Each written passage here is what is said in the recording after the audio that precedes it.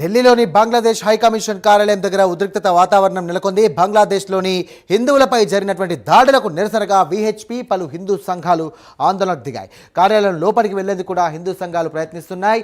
అయితే అడ్డుకున్న పోలీసులతో హిందూ సంఘాలు నేతలు ఇక వాగ్వాదానికి దిగారు. బారికేడ్లను తోసుకుంటూ వెళ్లేందుకు యత్నిస్తున్నారు. దీంతో పోలీసులు ఆందోళనకారులపై లాఠీ చార్జ్ చేస్తున్నారు.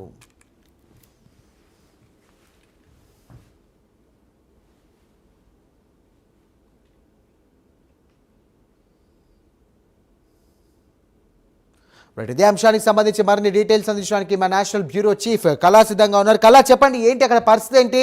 విహెచ్పి నాయకులు కానీ హిందీ సంఘాల నాయకులు కానీ ఏమంటున్నారు? సాయి, దాదాపు మనకు ఏదైతే బంగ్లాదేశ్ ఉద్రిక్తత పరిస్థితులు ఇప్పటి వరకు కూడా అంటే ఏదైతే హబీ మరణాంతరం జరుగుతున్నటువంటి పరిణామాలు అనుకోవచ్చు, కాల్పులు జరిపిన తర్వాత అతని పార్థివ దేహాన్ని తీసుకొని ఖననం చేసిన తర్వాత కూడా మరింత ఉద్రిక్తత పరిస్థితులు ఒకవైపు కొనసాగుతూ ఉన్నాయి.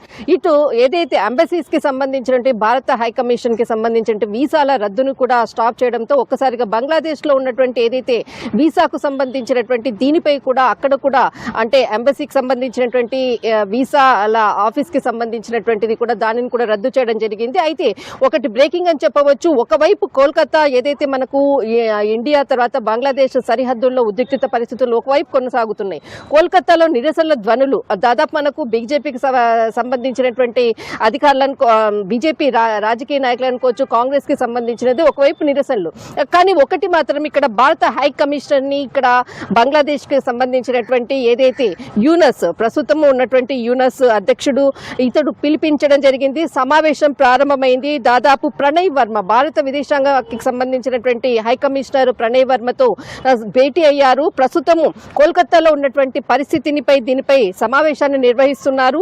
అక్కడ ఉన్నటువంటి ఏదైతే ఉద్రిక్తత పరిస్థితులు అనుకోవచ్చు, ఎంబసీస్ కి సంబంధించినటువంటి ఆఫీసులకు సంబంధించినటువంటి ఫర్నిచర్ ని అంతటిని కూడా ధ్వంసం చేస్తున్నటువంటి పరిస్థితి, నిరసనలు ఎక్కువవుతున్న కొద్దీ దీనిపై మీ సంజాయిషి ఏంటి అంటూ కూడా ఇప్పుడు అక్కడ సమావేశం ప్రారంభమైంది. దీనికి సంబంధించినటువంటిది కీలకమైనటువంటి అప్డేట్. ఒకవైపు దాదాపు 3 రోజుల నుంచి ఏదైతే ఇక్కడ హబిని అంటే ఇక్కడ తీసుకొని వచ్చిన తర్వాత అక్కడ జరిగిన తర్వాత హిందువులపై దాడులు కూడా ఉధృతమవుతున్నాయి. ఒకవైపు దీనికి సంబంధించినటువంటి కోల్కతాలో నిన్నటి నుంచి కూడా నిరసనలు దాదాపు మనకు ఇక్కడ బీజేపీకి సంబంధించినటువంటి సీనియర్ రాజకీయ నాయకుడు సువేంద్ అధికారి నేతృత్వంలో బీజేపీ ఉధృతమైనటువంటి నిరసనలు తెలియజేస్తుంది. ఇక్కడ కోల్కతాలో ఉన్నటువంటి బంగ్లాదేశ్ ఎంబసీకి తర్వాత దానికి సంబంధించినటువంటి కార్యాలయాలపై కూడా గేట్లనంతటిని కూడా తోసుకుంటూ బీజేపీ కార్యకర్తలు ఆర్ఎస్ఎస్ కార్యకర్తలంతా కూడా తోసుకుంటూ లోపలికి వెళ్తున్నటువంటి దృశ్యాలను మనం చూస్తూనే ఉన్నాం. తర్వాత మరొక వైపు కాంగ్రెస్ కూడా దీనికి సంబంధించినటువంటి నిరసనలు ప్రారంభించింది. కానీ ప్రస్తుతం ఉన్నటువంటి ఏదైతే బంగ్లాదేశ్ కి సంబంధించినటువంటి కోల్కతాకు కూడా చాలా దగ్గరగా ఉండేటటువంటి సరిహద్దు రేఖ అనుకోవచ్చు, దీనిపై కూడా ఎక్కువగా కూడా అటువైపు అంతా కూడా రాకపోకలు ఉంది. ఒకసారిగా ఈ విధంగా నిరసనలు పెళ్లుబిక్కడంతో దాదాపు 3 రోజుల నుంచి కూడా టోటల్ గా ఆ ఏరియా అంతా కూడా పోలీసుల స్వాధీనంలో ఉంది. ప్రస్తుతానికి మాత్రం కోల్కతా అంతా కూడా దాదాపు నిన్నటి నుంచి కూడా మరింత ఉధృతమైనటువంటి నిరసనలు. ఒకవైపు దీనికి సంబంధించినటువంటి కొద్దిసేపటి క్రితమే భారత హై కమిషనర్ తోటి ఏదైతే తాత్కాలికంగా ఉన్నటువంటి యూనస్ సమావేశం కావడము, తర్వాత వీసాలకు సంబంధించినటువంటి ఏదైతే ఎంబసీకి సంబంధించినటువంటి అటు భారత్ కూడా స్టాప్ చేయడంతో మరొక వైపు ఇటు బంగ్లాదేశ్ కూడా ఒక అడుగు ముందుకు వేసి ఇక్కడ కూడా ఏదైతే వీసా రద్దుకు సంబంధించినటువంటిది స్టాప్ చేయడం అన్నది కీలకమైనటువంటి పరిణామాలు. ఇటు దాదాపు మొన్న ఏదైతే ఒక హిందూకు సంబంధించినటువంటి అతి కిరాతకంగా కూడా చంపినటువంటి దృశ్యాలను దాదాపు వారిలో ఉన్నటువంటి దాదాపు 10 మందిని కూడా అరెస్ట్ చేయడం జరిగింది. మరి నిన్న రాత్రి కూడా కొంతమంది హిందువులపై దాడులు జరిగాయి అన్నటువంటి కీలకమైనటువంటి సమాచారము. దీనిపై కూడా హై కమిషనర్ కూడా ఈ సమావేశంలో చర్చిస్తున్నట్లు కూడా ప్రస్తుతం ఉన్నటువంటి సమాచారం. రైట్, మొత్తం మీద చూసుకున్నట్టయితే కళ అటు బంగ్లాదేశ్లో పరిస్థితులు మొత్తం కూడా అదుపు తప్పాయని చెప్పేసి అనుకోవచ్చు. ఇటు నేపాల్ ప్రాంతంలో కూడా ఇలాంటి పరిస్థితులే ఉన్నట్టుగా తెలుస్తోంది. ఏంటి మరి దీనికి సంబంధించి కూడా ఎప్పుడు ఎండ్ కార్డ్ పడే అవకాశం ఉంది?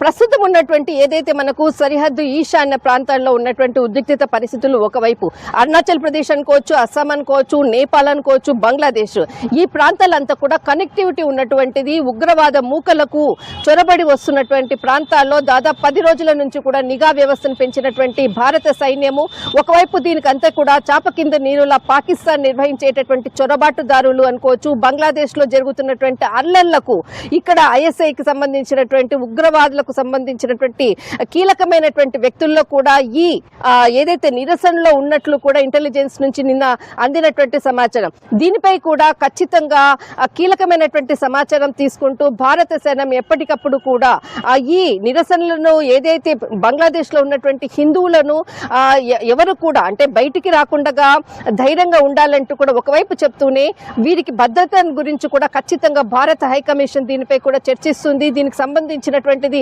కొద్దిసేపటి క్రితం సమావేశం ప్రారంభమైంది ఇరు దేశాల మధ్య. కానీ ప్రస్తుతం ఉన్నటువంటి ఏదైతే ఇరు దేశాల మధ్య ఉన్నటువంటి ఉద్రిక్తత పరిస్థితులకు మాత్రం ఇప్పట్లో కొద్దిగా సద్దుమణిగేటటువంటి అవకాశాలు తక్కువగా ఉంది.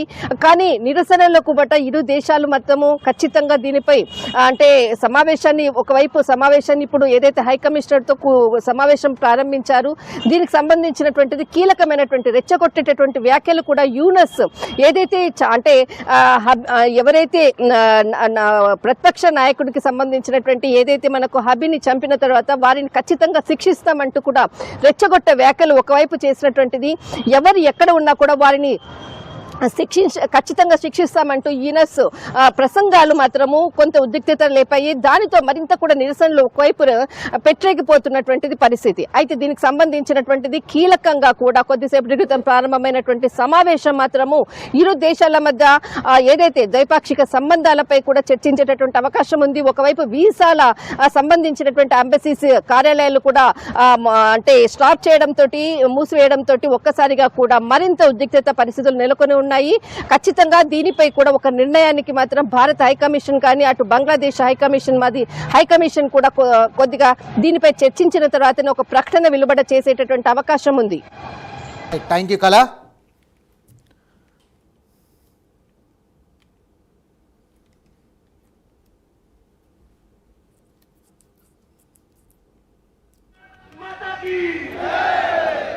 यूनुस सरकार